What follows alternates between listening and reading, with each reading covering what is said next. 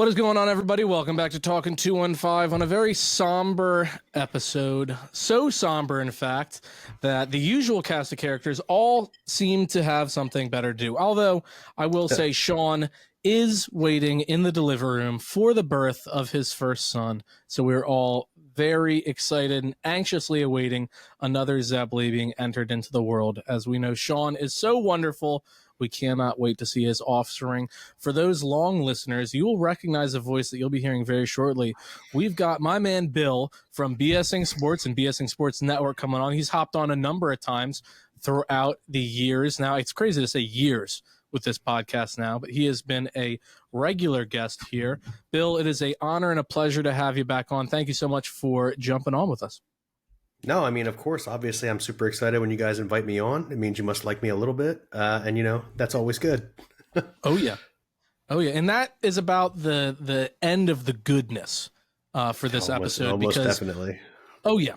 For those that listened to the preview episode, we said, like, look, this is by all means a must win. And not only that, it's a right the ship game. Like, get out there. Seattle's defense stinks. They've given up at least 165 rushing yards in the past 3 games combined against the Niners, which we understand they have a pretty high-powered offense. They give up 11 plays of 20 yards or more. I don't know if they gave up 1 play of 20 yards or more to the Eagles yesterday. It was just a putrid display on both sides of the ball. The defense, I guess, for the first 3 quarters played fine, maybe even a little bit better than fine, but you also have to understand that it's against a backup quarterback. So it's like you put an asterisk in there. Yeah, so, I mean, I think I was just talking to you about this a little bit ago. I did my Eagles recap show from last night's game on our network a few hours ago. The Eagles had 1 play of 20-plus yards or more, and it was a run on the last drive by Jalen Hurts. Yeah, Jalen Hurts, yep. And it was exactly 20 yards. It was exactly 20 yards. That's right, yeah. Nice. Yeah, no, it's just incredible. Like, you got Nick Sirianni last week talking about how, we're not going to make any changes, and then boom, in-house they make it's not, Sean Desai's still the defensive coordinator by title, but he's no longer the defensive coordinator. He's up in the booth. Matt Patricia's down in the field calling the defensive plays. He did fine. I mean, it was a very lateral move. You saw less blitzing from a team that already rarely blitzes. You saw the defensive line still do pretty much next to nothing, getting very little disruption against an offensive line that's really not anything to write home about. You saw the secondary continue to do exactly what they've done all year. Darius Slay or no Darius Slay, that's like the game really wouldn't have changed. Like nothing would have been different there. And you just saw a putrid effort from your guy that you just gave a pretty large contract to in 3 years, $34 million, in James Bradberry. Bill, I'm asking this. Have you seen such a starch change from 1 year, not starch. I mean, who knows? From 1 year to the next, from a guy that literally was an all-pro last year to being an utter liability this year. So I know that Nick Sirianni keeps preaching that we're using, we're pulling from the same playbooks, right? We're still pulling from the same playbooks on defense and the offense. But I don't think that's the truth, because you're looking at it on both sides of the football. The defense is not nearly as dominant as it was last year. You can argue, okay, well, they don't have the depth. However, the corners are still the same corners. James Bradberry and Darius Slay are still the corners. I understand that you lose C.J. Gardner-Johnson, but Reed Blankenship has taken that position over. And while he's not the ball hawk that C.J. Gardner-Johnson is, he's still extremely effective from that safety slot. And then you go and you pick up Kevin Byard, who honestly has not impressed me at all, even a little bit since the signing. No, he had the one good game against Travis Kelce, and that's about it. Correct. Exactly. So from a head coaching situation and from us as fans looking on, Nick Sirianni, you telling me that you're still pulling from the same playbook, I'm calling bullshit on that. Pardon if I'm not allowed to curse on your show. Oh, please. But I'm 1,000% calling bullshit, because the team looked elite last year in every single game that they were on the field, except for when Jalen Hurts wasn't on the field. And now the offense looks stagnant. Jalen Hurts looks confused about what reads he's supposed to be making. He's not running as effectively as he was a year ago. You could tell me the knee injury is one thing. I'm going to tell you it's not.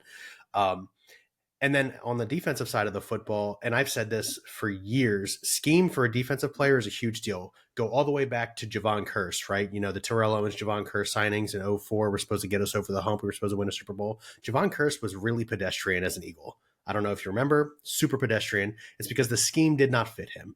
Nnamdi Asomugha is another name that comes to mind. I know everybody in Philadelphia hates to hear the name Nnamdi Asomugha, but I'm not wrong. He was elite, super elite as a man-to-man coverage guy in Oakland, and then he came to a zone coverage defense in Philadelphia, and he just wasn't good. I think the scheme changed when Sean Desai took over, and as a result, Darius Slay and James Bradbury both have looked extremely pedestrian this season. Last night, Bradbury getting burned on 3 separate plays on the final drive for the Seahawks to lose the game. And that last play, how are you 10 yards deep and still get beat? I mean, he said that he was playing sticks. I don't see how you play sticks there. Like, really? It's like in bottom of the 9th, you're down 1 run, nothing gets over your head. Unless it's out of the park, everything's in front of you. Nothing can beat you deep. That's the only thing that you can't do there. And then the same thing with Jalen Hurts on the interception to Quez Watkins. While it was defensive pass interference, it was way more egregious than James Bradbury. So like 10 times more egregious than that. The one thing, there's really 2 things you can't do there. Throw an incomplete pass or throw an interception. You take a sack, that's fine because the clock keeps running. It was in a situation where we needed the clock to run. It would have gotten it down to the 2-minute warning. You punt, and either way the clock stops because of change of possession. But it's still, that's the one thing you couldn't do is an incompletion or an interception. And there's no situation in which I would think, you know what? Let me take a deep shot to Quez Watkins. And I'm sorry, Bill, you're going to not talk for about 3 minutes here because for those that listen, no, I absolutely despise Quez Watkins. Oh my goodness. I wish you guys would go and listen to my show earlier. I said, regardless of the pass interference, I don't know why the fuck you're throwing the ball to Quez Watkins. It is insane. He is the biggest bitch in the NFL. There is nobody with less fight than that man. He does not fight nothing. For the ball. You saw last year, we lost in Dallas. We had an opportunity to win in Dallas, which we rarely do. In that game, I will almost solely put on Quez Watkins. He gave 2 turnovers away from just not being a man. He let the defense completely rip the ball out of his hands, gave no fight. And then on that play, while it was a little bit underthrown and really never should have left his hand in general, that ball never should have been thrown deep in that situation. That ball never should be intercepted. Ever. Yes, regardless of the pass interference, I'm 1,000% with you. Now, the argument can also be made for the last interception that he threw at the end of the game. 100%. That was a terrible play. Also, if you look at the video again, Kenny Gainwell has no one in front of him for about 40 yards on a check down. Kenny Gainwell, he gets it to that 60-yard field goal range. You have 2 timeouts, so you still I think theoretically you still could get 5 more yards on a quick out route, or you don't get anything. You roll the dice and say, Jake Elliott, do it again. Be the hero. Jake Elliott, you've been that guy, right? Like, so I have to trust in Jake Elliott. And for whatever reason, Jalen Hurts said it's going to be an all or nothing situation. So I don't mean to take over here, but like I said, for Nick Sirianni to be like, oh, well, we're pulling from the same playbook. Well, you must not be, because Indianapolis is doing really good with Gardner Minshew at quarterback. And Jalen Hurts is super, super, super struggling with Brian Johnson as your offensive coordinator. So Shane Steichen has been successful anywhere he's been. Yeah. I mean, he really has. And that's true too. Yeah. And Brian Johnson's obviously an unproven who they tried to make an offensive coordinator. And I think the Eagles are really, dealing with the fallout from that. Yeah, I just don't see. And really, at this point, for a lot of people that love Nick Sirianni, and I do like him, I think he's a very good head coach. You see guys that were hired the same year as him, like Brandon Staley, getting fired already. Urban Myers was fired you're seeing the difference between a good head coach and just an average to below average head coach. He is a good head coach. He could be a very good head coach, but there needs to be a point, and that point really should have been last week. Now, this week, it's even more apparent that Nick Sirianni needs to catch a lot of the blame for these losses. Like, too many people, it's Brian Johnson, it's Sean Desai, it's this player, it's that player. At some point, you got to look at the head coach, and it's really getting pretty ridiculous that he is not catching much flack. You get Brian Johnson here and fire Brian Johnson. It's like, remember, what was it, 5-6 years ago, where everybody changed their Twitter name to #fire Howie? Everybody did that.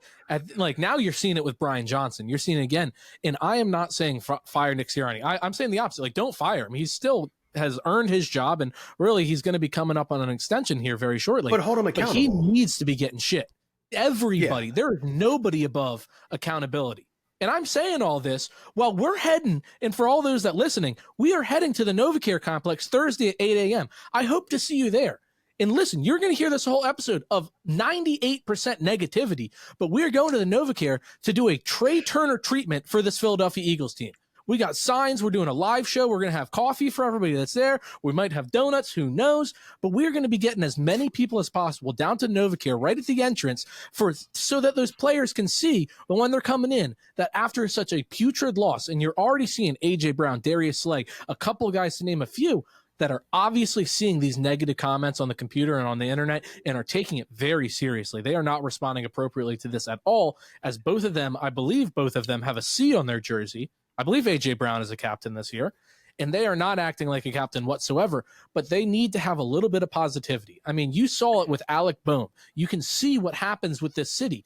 I fucking hate this place. The next game, he owned it that afternoon. We gave him a stand and go the next game. Yeah. Everybody loves him now. Everybody loves him. Trey Turner, he never said anything negative. He really always said the right things, but he was terrible. He was hearing it from the fans, but we said, you know what? We're going to stand up for him. We're going to say, hey, we got you, man. Like, you're good.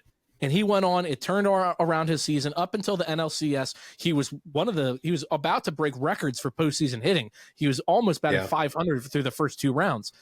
This team needs somebody to say, we got your back. The season's not over. We always fly together.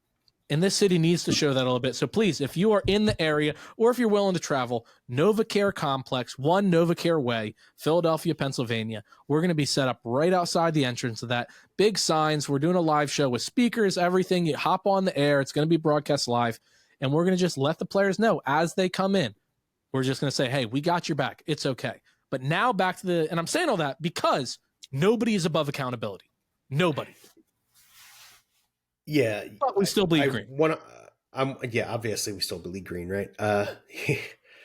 Here's the thing about the way the locker room is going this year versus last year. Last year, when they lost a few games, it was, you know what, we're fine. It's not a big deal. We're going into the playoffs. We're still the number 1 seed, and we're going to dominate, and they did. And honestly, they're 2 really poor defensive call plays away from winning a Super Bowl last year. I think we can agree on that.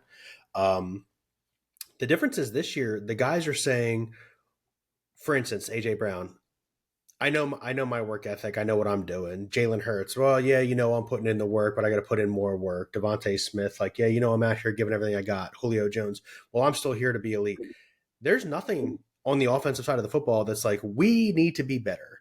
Also, Nick Sirianni trying to call out your all-pro Hall of Fame center for a granted ridiculous mental mistake, and I will back Sirianni up on that extent, but calling him out in a post-game press conference, ooh, buddy, look in the mirror, because you're not doing what you need to be doing to make this team win. Don't go pointing fingers at like the one player on your team who's trying to hold it all together. Yeah, I mean, the offensive line has been elite.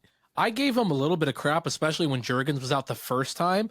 I gave him a fair amount of crap. Lane Johnson was having the worst stretch that he's had pretty much as an Eagle for a couple of games there. That right guard, when they're trying to figure out between Opeta and Steen, was a really rough stretch. Obviously, when Lane was out and we saw Jack Driscoll in there, that was a really rough time. After they got back, once Cam got back, they have been elite. And even yesterday, they were elite. Their pass protection is incredible. And so it's on Brian Johnson and Jalen Hurts to change that, because they're giving him 2.5, 3 seconds on almost every play. Let's get away from the passing plays. Yesterday, they had two drives where they looked like an extremely competent offense. They moved the ball down the field effectively. And you know what was different than every other drive in that game is they ran the ball. I think on the one drive, it was 14-9 versus passing. And on the other drive, it was like 12 I don't think they had a 23 plays. I don't think it was a 23-play drive. You're right. I'm sorry. It was like 2-1. It was like just under 2-1 the first drive. It was almost 2-1 running to driving. And then even the second drive. It was about 60-40 both times, and then 55-45. Like 60% run, 40% pass, and then the other one was 55% run, 45% pass. Well, no, even the second one they ran more because it was designed runs with Jalen Hurts, so he may have dropped back, but he started to run. Yeah, both times they ran it more than they passed it, and they were running it effectively. And as a result, you get 2 touchdowns. The rest of the game, you get a single field goal, and it's because you're forcing the ball 30. What did Jalen Hurts throw the ball 31 times yesterday? But he targeted AJ Brown 10 and he only caught 5 receptions. That's the other problem that I have with this offense is you're only throwing the football to 3 people: Dallas Goedert, Devontae Smith, and AJ Brown. The reason other offenses are successful is because they're trying to target 5, 6, 7 different players, and defenses have to queue up on all those players versus just the 3 that the Eagles are throwing the ball to. Yeah. They are overcomplicating the offensive side of the football so much. Like, you can get creative. Their most creative play was DeAndre Swift on the tush push, where they just gave it to him around the edge. That was their most creative play by far. I mean, when you see, and we've been saying this as like, we're far more than casual fans. We're an above average football fan, above average football knowledge, but we're not NFL coaches. Something turned off with that. Whatever. We're not NFL coaches. So if we are watching the game and we say, hey, this is going to happen, you can see it before it even happens. You can see, obviously, okay, I know what they're going to do there. What do you think a coach can do? And then you're watching the Manning cast. I wasn't watching it, but I saw a replay of it. Christian McCaffrey was on for a stretch of it, and they lined up, and Christian McCaffrey nearly read the play exactly how it was going to go and said, hey, look, Dallas Goedert's over there. It's trips left with Dallas Goedert over there. They're going to give it to Jalen Hurts. He's going to run it to the left. The only difference was he ran it up the gut, not to the left. He's a player. He's not even a coach. If he's we an can offensive all see, player. Yes, if we can all see that, what do you think coaches can do? They are the most predictable offense. And you have Nick Sirianni being a moron saying, oh, well, we can do a lot more than just pre-snap motion to determine what a defense is doing. Okay, well, guess what? When you don't do pre-snap motion and you look at these things saying, oh, okay, when they line up like this, they're most likely in this situation. And other teams key in on the fact that you're the least pre-snap motion team in the NFL. Guess what? They're going to disguise the shit out of every single play they do so that they can say, oh, Nick Sirianni believes he can just tell what the defense is by looking at it. Let's give him a false look. Let's make him think that it's this, because he and Jalen Hurts are going to see us in this formation and say, got it, it's zone, whatever, cover 1, cover 2, anything you want. I'm not Coach Joey out here. He had a game tonight, so he had to miss it. He could have called all the analytics and all the different play calls, pony packages, all the crazy X's and O's. But then they make them think that, and then as soon as the ball snapped, it's a false front. Yeah. They're doing something else, and then Jalen's like, well, shit. I thought the entire time before the ball got in my hands, it was zone or it was man, and it's not.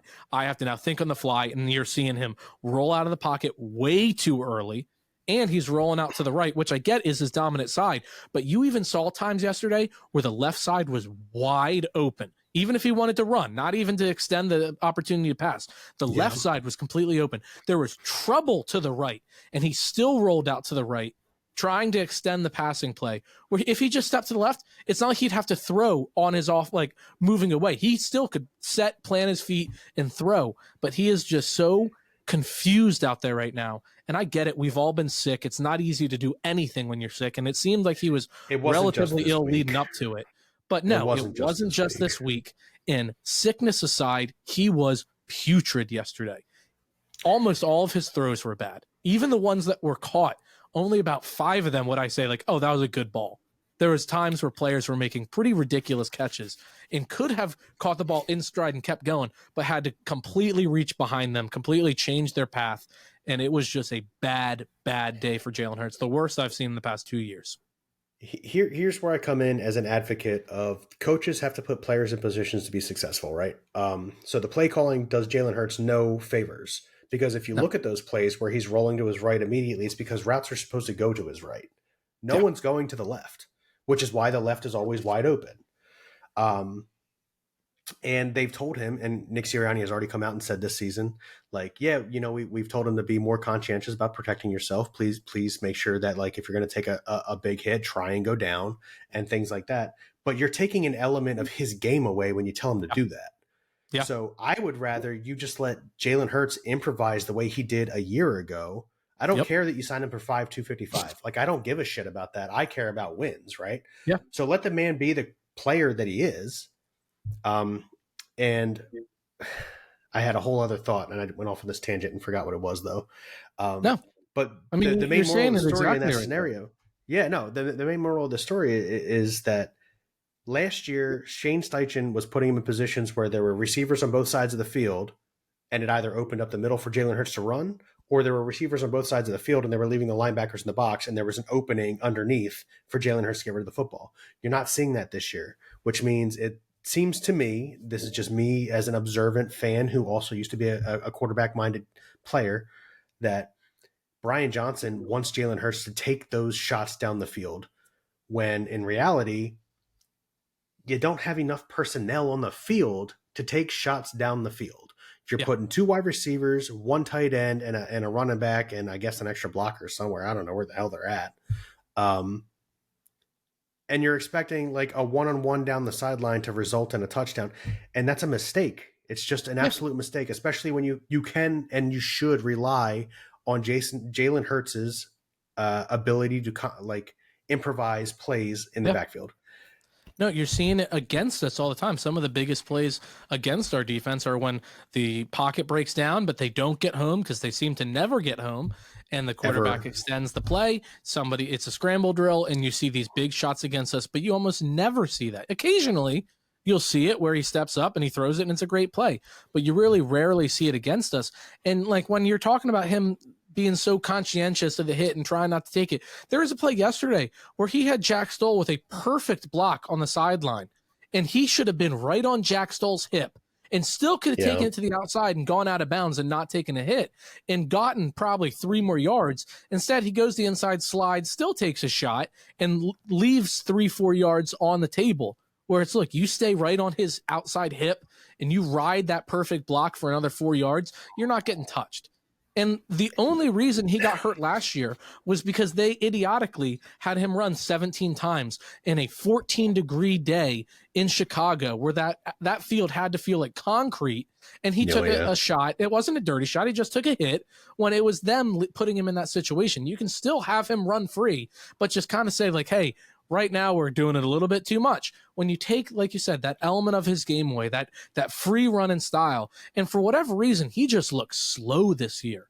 I don't even think it's the knee. He's not wearing the brace anymore. He's never on the injury list or anything. He just looks flat out there.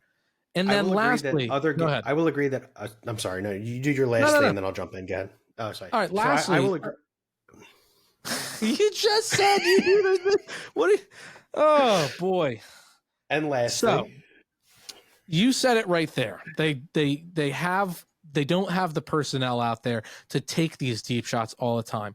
And that perfectly encapsulates what I've said the past 5 weeks. Listeners, I'm saying it again. The Eagles believe that they can win on skill, not scheme. They believe the players that they have are so skilled that they can run whatever play they want, and they will win more often because their players are simply better than other players, when in fact you need to scheme players open. You cannot rely on A.J. Brown having these Herculean games where he just seems to perfectly manipulate his body. And then you also can't do it when you throw it to fucking Quez Watkins and the guy's a piece of shit. He's a wet paper towel out there who you can just run right through. Jake, I love you, because I could never put into words exactly how I felt about what the Eagles were doing. But you're 1,000% correct. They're just relying on Jalen Hurts and A.J. Brown to be better than everyone else on the field. And you can't do that. They believe skill will win over scheme, and it won't in the NFL. It'll win. It'll win 10 games. It will. It will not win against if you're struggling if you have a bad game, you're not going to win. Or if you're playing a team that has superior scheme, because on paper, they're probably as good or better than every team they've played this year. 49ers, it's very close. Skill-wise, it is very close. But scheme-wise, it's not in the same league. As much as it pains me to say, the Cowboys are probably up there talent-wise. Yeah, the Cowboys are also very close. Yeah. But like strictly on paper, the Eagles might have the slightest edge. But scheme-wise, It's not even close. The Cowboys have a far superior scheme. The 49ers have one of the best schemes in the NFL. You're seeing like people arguing that Purdy shouldn't be MVP because his guys are so wide open and anybody in the NFL could make those throws. It's because the coaching is so incredible. It's because the play calling is just mind-boggling because it's so creative. Like I'll say it, they are so stinking creative. Their play calling and their coaching is incredible. So Brock Purdy, well, I think he benefits so much from guys that just get yak. I mean, he in the game against the Eagles, he only had 99 air yards in the game against the Eagles, and he had 211. He had 211 yak. So he had a 300-something yard passing game with 99 air yards. That's incredible. But again, that's coaching. That's players making plays. That is guys being schemed open, confusing the defense, giving them false looks. When we look at the play and we say, oh, look, they're going to do this, and they do that with no change, there's a reason why all of the plays to the outside seem to work against us. But whenever we throw a wide receiver bubble screen, a tight end screen, you saw 2 screens on the same half of the game where they were hit as soon as they touched the ball. Here's the thing, and this is what pisses me off about Brian Johnson being an offensive coordinator, is Seattle, if you go back and look statistically, they are the best team in the league by far at stopping the bubble screen to the tight end or the wide receiver or even the running back bubble screens in the NFL, and they only give up an average of like 2.5 yards on the entire season. The Eagles tried 11 bubble screens yesterday. 11.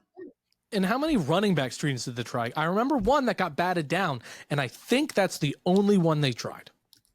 Again, they could have gone with the check down to Kenny Gainwell there at the last interception and got like 25 yards or some stuff like that. Shane Half, a wonderful follow. He's really been blown up this year, deservedly so. He really puts in the work. He pointed out how the Eagles are the 4th most effective team in the running backs screen, and they're the 28th team in utilization of it. They're the 5th best team in passing between the numbers, and they're the 30th in utilization of passes between the numbers. The things that they do well, they do not do. And it just makes no sense. They continually do these stupid bubble screens. When have you seen a bubble screen work? Aside from when a defender just makes a boneheaded play. They've never been like, oh, wow, they completely disguised that. They had no idea, and it was an easy 8 yards. Listen, discussing it from an offensive coordinator standpoint, which I am sort of capable of doing, bubble screens bring the linebackers in. So if you fake a bubble screen and you have the other side going a go route, you might get lucky every now and then. But the Eagles don't do that. They don't do that. I mean, I remember what the past couple of years. Turn and throw. Yeah. The past couple of years, I remember they had this one screen where they'd fake a bubble screen to the right or the left, either way, and then they'd spin around, and it would still be a screen to the other side. I remember that working fairly effectively. Yeah, they'd quickly fake a quick screen, and the running back would split out, and you'd have a ton of people run over to that area. He'd quickly do a complete 180, dump it off to the running back, and it'd be 15, 20 yards almost every time until the defense was like, okay, they're doing it again. But it would work 75% of the time. I haven't seen it in 2 years. No, obviously. Listen, this all goes back to Nick Sirianni being held accountable, right? Yeah. Now, I want to backtrack a little bit because we were talking about Jalen Hurts looking slower this year than he has in years past. And while I do agree with you that up to this game, he had looked slower than he has in years past, with the flu, he looked like a little bit of vintage Jalen Hurts when running the football, not passing, obviously, trying to look down the field and you're a little woozy and they got you on tons and tons of fluids. Not making excuses. You shouldn't have thrown the ball to Kes Watkins because you should. Yeah, if you're doing all that, then don't air it out. Like that's the simple thing. Like it's still on him for making that poor decision. But there was a 3rd and 6 on the 8-minute. So we had 8 minutes left on the clock when we got the football back. We were up 20. Or we were up 17-13. There was a 3rd and 6 where he tried to force the ball to AJ Brown. And if you look at the underneath, Devontae Smith has no one near him for like 14 yards. But he's forcing the ball to A.J. Brown. Here's my point that I'm making on that. There's definitely something going on in that locker room. Nick Sirianni has not been able to ring it in. I'm not going to say it's a Terrell Owens, Donovan McNabb dispute because obviously Jalen and A.J. are best friends off the field. But there's something going on in that locker room where A.J. says, if you need a big play, you need to come to me. And that's a mistake. You don't need that guy saying that shit to Jalen Hurts. You need Jalen Hurts going to A.J. Brown and saying, if you're open, I will go to you. But no, Devontae Smith is wide open right here. I need to go to Devontae right here because he's gonna get us the first down. He's gonna keep the clock running. He's gonna get us further down the field to maybe kick a field goal and make it a tougher fucking drive on the Seahawks next. But he's trying to force the ball to AJ Brown again. 10 attempts to AJ Brown, 5 receptions to AJ Brown, 5 for 5 to Devontae Smith. Yep. Proof is in the pudding. No, I mean, it's, the one thing that I will say is you saw a stretch there where Devontae Smith was the guy for like a 5-week stretch where he was getting at least 90 yards a game. He had a couple of games over 100. There was a stretch there where Devontae Smith really was getting the looks, and we were kind of like, hey, why aren't we throwing it to AJ more? And so that's the only thing that kind of makes me hesitant to really jump on that. Can I check in there? Yeah, of course. When they were targeting Devontae Smith, they were winning in blowouts. They didn't win a single game. They didn't win a single game. That's fair. They haven't won one blowout game this entire year. That's fair. However, they were leading most of the game. They weren't going into halftime down and trying to come back. They were leading for most of the game when they were throwing to Devontae Smith a lot more. I'm not saying that is the recipe for why they're losing. The defense has definitely fallen off. You're talking the first 6 weeks of the season, 64.4 rushing yards per game for the defense. Now it's like 128.5 or 6. It's nuts. Yards. I don't have the stats in front of me. You're talking 60 more yards a game for the rushing.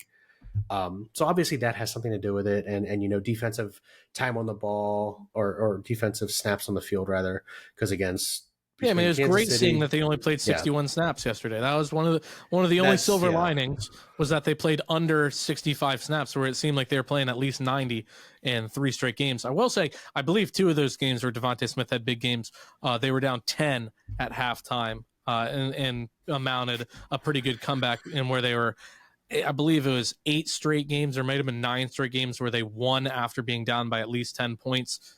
Since then, obviously, that has not been the case. But it was not a full leading from start to finish for at least 2 of the games. But either way, they won those games, and Devontae Smith was heavily targeted and did a phenomenal job. You obviously saw against the Cowboys where they both had struggles with drops. They both had struggles with fumbles.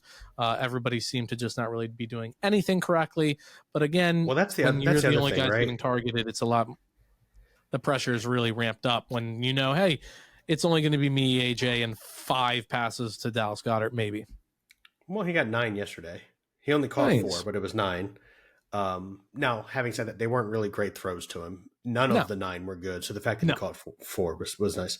But my big thing here is, even if you're only throwing the ball to 3 guys, listen, I can get behind you throwing the ball to 3 guys. I really can. But you need to run the ball 40 times a game in that scenario. Oh, yeah. And because your offensive line is as good as it is, why aren't you running the ball 40 times a game? That's the only thing. Especially, again, you take into account Jalen Hurts' ability to run the football. Why aren't you doing the old school? Listen, the old school RPO, Chip Kelly RPO with Mike Vick, right? Like, and that's their offense. It's RPO. They're not running it. Like, their offense is best when they run the RPO offense, and you just don't see it. You haven't seen am I going to give it to Swift, or am I going to keep it? I think you saw it twice last night, but you just don't see it. And that's that's where Hurts has been most effective. Last year, obviously, he should have won MVP, and they're running an RPO offense for pretty much the entire season. They completely changed the playbook. Well, again, Sirianni says they didn't. They obviously saying they didn't. Yeah, they obviously have. They try to do these long developing plays instead of ever giving him these quick hit options. He started the season very good against the blitz. It seemed to be when he was most effective, and now it's like they just completely changed the plays. There's that play where he threw it deep and it was intercepted at the end of the game. If you watch the replay, there's a number of people that posted it. His toe never did touch the ground, so it wouldn't have mattered. It really wouldn't have mattered. The game still would have ended the same. 6 seconds, yeah. Yeah, but it was not an interception. His toe did not touch the ground. But on that play, it never should have gone there. But I was talking with Coach Joey, and he was like, well, look, where would you have liked for him to go? Here's where everybody else was. And I was like, Kenny Gainwell. Yeah, I mean, obviously, Kenny Gainwell was the only guy there. That was the right answer. But the fact that the other 2 routes, I don't know if it was 2 or 3 guys other than A.J. Brown out there running routes, were all terrible routes to run in that scenario. Oh, yeah. Oh yeah. Like overall, the play call was just terrible. While the throw and the decision to go there, the safety completely baited him into it. Like while that decision was terrible, they gave him no other options. I actually It was don't know that other the than safety Kenny baited him Gainwell, into obviously. that. I don't know that the safety baited him into it. I rewatched the play like 4 times today. Jalen Hurts never took his eyes off of AJ Brown. No, There he was no stared at him. baiting. He stared at him the There entire was no time. baiting. The safety was like, "Oh, well, I No, wonder where he's the going with safety the just stayed football." just far enough away to make him think. Because like you would like to think that if he's staring at him the whole time and the safety's closer, then he wouldn't have made that decision. The safety was I don't think just that's the far enough case. away. Yeah, you'd like to think that. We don't know. You would like to think that. I think the safety was just far enough away where he was staring him down and said, "All right, pull the trigger. I can beat the safety." And I mean, look, to be fair, the safety caught it at full sprint, got over it, had to jump, caught at the very end of his reach. So he Here's the was flip side of just that. If far Jalen, enough away. I get it. Here's the flip side. If Jalen's not sick, maybe his arm has the strength to get it 3 extra yards. Yeah. Where AJ Brown runs in the end zone without a problem. Yeah. Like ifs and buts and He had candy and nuts. separation. Like Yeah, he had separation. Like, AJ had his guy beat. You're right. And Quez had his guy beat, but again, you don't throw to Quez ever. I took the other week. I took Quez Watkins under 5 yards. It's the easiest bet you can take. Like I will take the under on 1 yard with Quez Watkins if possible because he is useless. And even if he does catch a pass, there's a good chance it'll be for negative yards. Yeah, I would agree with that. But yeah, this all stems back to Nick Sirianni swearing up and down that they're using the same playbook that they were using last year. If you are, then you're not doing it right. Yep. Here's the other thing that I have a problem with. This is the train of thought that I lost earlier. I'm bringing it back now. Why are the Eagles one of the only teams in football that are always snapping the ball at 4, 3, 2, 1 seconds every single snap? I know why. I figured out why. It's because Brian Johnson calls a play. Nick Sirianni says, "Not that one." Brian Johnson calls another play. Nick Sirianni says, "All right, fine." Jalen Hurts gets it. He changes it at the line. Yep. And they're snapping the ball at 2 seconds, 1 second every time. Listen, when you're winning, I love that. But outside of last night's game, you've been losing every game for over a month. That's not the recipe. Yep. Now, as negative as I've been tonight, and listen, I did my own show where I was the most negative person on the planet, cursing out the coordinators and everything. The Eagles are 10-4. Yeah. And that's why I'm organizing. Should be 3 easy wins. games. Should be. And that's why I'm organizing the NovaCare takeover, the Talking 2 and 5 NovaCare takeover, because this season is not over. We got 2 slogans for this takeover. No, I know. We always fly together, and season's not over. It's not. Here's one thing I would like to put at you real quick. Ryan and I were talking about this. I'm working 2 jobs. One of them is at a bar. Ryan and I were talking at the bar the other day, and he was like, honestly, the 1 seed's going to be harder because if you're the 1 seed, you have to play, if you're the Eagles, the Cowboys and the Niners. Yep. Or if you're any other team, you have to play the Cowboys and the Eagles because it's going to be the Niners, right? It's either the Eagles or the Niners. However, if you're the 2 seed, you only have to play one of them in the playoffs. And I'm not going to home field advantage if it's the Niners, but I get it. Yeah. One. The only team in the AFC that I think is good enough to match up with these 3 teams is the Ravens. Yeah. So if the Ravens somehow skip or choke or something in the playoffs, which Lamar, I don't believe Lamar has not won a playoff game in his career. If you get through the NFC Championship game, it's likely that you are the Super Bowl champion. Yeah, I mean the NFC is the powerhouse of the NFL right now. I would, and it's been so long since it's been that way. But even it's the Lions are a damn good team. Oh, the Lions are a damn good team. But if you're telling me that I have to take the Lions in Detroit or Philly, I'm taking the Eagles. No, if you take the Lions in Dallas or Detroit, I'm taking Dallas. Like Niners in Detroit or Dallas, I'm taking the Niners. While the Detroit Lions are a good team, I think that these 3 teams are above them. Yes, the Eagles have not played well. I'm right there with you. However, we know what the Eagles are capable of. Yep. All I need to do is see it. So if in these next 3 weeks they show us what they're capable of doing, walking into the playoffs, even if we're the 2 seed, again, honestly, better at the 2 seed. And keep in mind, if you're the 2 seed and Dallas upsets San Francisco in San Francisco, Dallas comes to Philly. Yeah, and where you tend to beat Dallas and Philly. You tend to beat Dallas and Philly. You tend to win most of your games in Philly. And look, in the postseason, like you said it right there, season's not over. That's why we're doing this. We need to right the ship. And it makes a difference. You hear Trey Turner, you hear Alec Boehm, you hear the entire national media talking about how the fans in Philadelphia made such a big difference with both them being nuts in the postseason just during games and them doing stuff like these standing ovations, with them supporting their players through their slumps. Well, look, no one is above accountability. No one. But you still have to realize this is a team that can be great, because while they don't seem to get it through their heads that they need to scheme as well as have skill, we do see they have skill. We know that they have skill. And if they can figure it out, that'd be huge. And if for whatever reason us having this takeover gets them that extra oomph to figure something out, there's nothing negative that can come from it. So I hope a ton of people show up, and I hope it's a great thing, and I hope it propels the Eagles to infinite glory. Hey, listen, anybody listening, I hope all of you, BSing Sports listeners, Talking 215 listeners, I want you all to show up. Obviously, I live in Florida, so I'm out. But seriously, listen to Jake. Go show up, do the Trey Turner treatment, cheer them on, let them know. Keep in mind that they're so talented, especially on the offensive side of the football, that if they scheme just a little bit, they'd be so good. They'd be so literally good. Put one person in motion to confuse the defense. One person in motion to confuse the defense. Everything that they schemed coming in against Nick Sirianni goes out the window. Yeah, and that's a benefit for them too. The fact that they haven't schemed all year, could actually pay off for them. Because if they decide to scheme now, no one has any idea. If they can somehow win these games and get the 2 seed, not even scheme during the regular season, if they just win by whatever means, nothing pretty, they just happen to win out and they get that 2 seed. Because I believe, am I correct? If they win out, no matter what, they get the 2 seed, correct? Yep, 100%. Yeah, so if they win out, even with the loss to Seattle, if they do that and just decide, we won't even scheme until the postseason, that could be a great thing. And my camera dies. So for those watching on YouTube, I'm sorry about that. We're wrapping up anyway. But it could be such a good thing. And that's why we do this. That's why we support them. And, it's good for the brand. I'm trying to think if it is actually, if they win out. I thought maybe they needed to beat Seattle.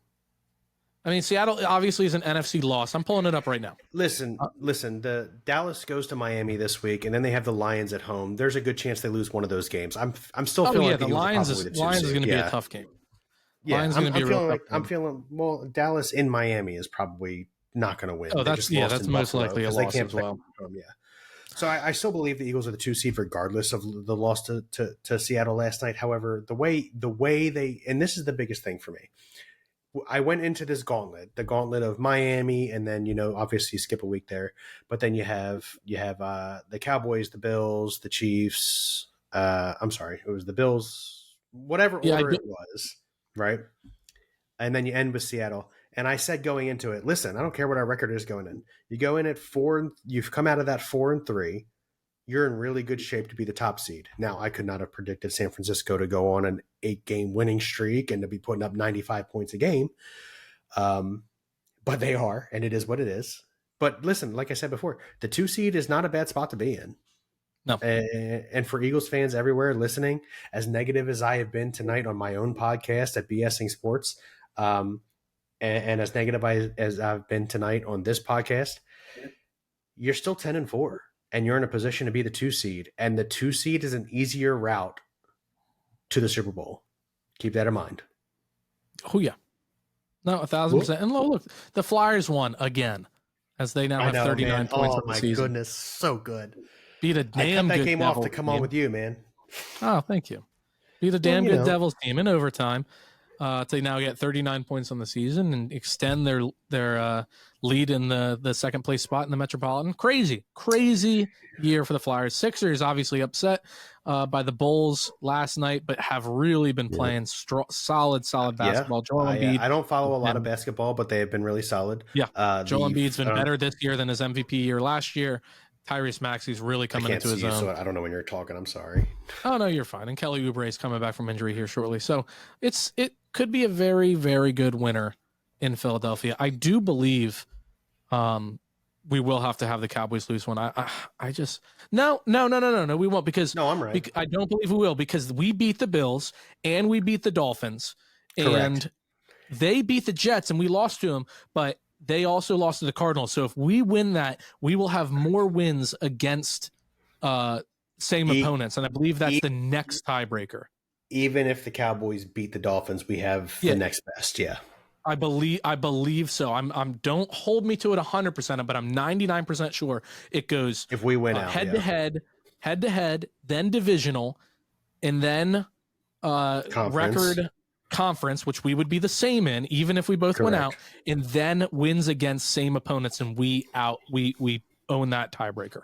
Yes, correct. So I'm 99% sure that we would assuming that we beat the Cardinals, obviously. Yes, I'm saying if we win out, we control the 2-seed destiny. Yeah, the fact that we beat the Bills and the Dolphins is going to be huge. Yes. Yeah. Awesome. Well, Bill, thank you so much for hopping on. I greatly appreciate it. Obviously, the listeners love it as well. I will say it yet again. Thursday, 8 a.m. Shoot me a message on Twitter or just show up. But be there. It's going to be a great time. We're going to have coffee, donuts. Let me get a plug. All kinds of stuff. And yes, of course you can get a plug. Of course, Bill. I can't see you. I'm sorry. Usually we have hand signals to each other, and I can't see you, so it's tough. But yeah, if you have not done so yet, we would appreciate it over here on BSing Sports, part of the BSing Network. If you go to YouTube and subscribe and like to us, we do a lot of great content. We have a sports bet podcast that comes out Friday nights. We obviously have our NFL prediction show that comes out on Saturday nights. We do an Eagles recap show on Tuesday nights. And we're putting together a Flyers show for Wednesday nights. Ryan and I, the OGs, are coming back to do a Flyers recap show. We haven't done shows together that with just the two of us in a long, long time. But yeah, again, it's over there at BSing Sports, BSING Sports on YouTube. And like I said, please subscribe. Please like, tell your friends, tell your family. We're not kidding. Every watch counts. Hell yeah. Until Ryan, hopefully I'll see him in the fantasy championship. Yeah, I got, never mind. All right. Thank you, everybody. Like he said, subscribe to BSing Sports, subscribe to us, do all that stuff, show up on Thursday, and good night. Good night.